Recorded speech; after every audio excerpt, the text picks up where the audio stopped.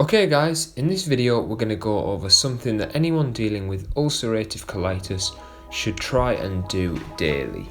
Okay, so you want to get some wheatgrass juice powder. Ideally you want juice powder, not just the normal powder. This has less fibre and is going to work much more effectively. Get a teaspoon and add some cool boiled water and mix that up till all the bits are sort of mixed in with the water. And then you are just going to take this as a shot on a morning on an empty stomach. Wheatgrass juice has shown to successfully help in the treatment of ulcerative colitis.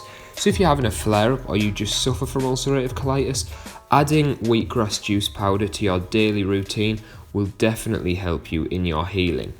Okay guys, that's all for this video. Let me know what you think in the comments below, but most importantly, as always, look after yourself, keep smiling, and I will see you in the next health video. Goodbye.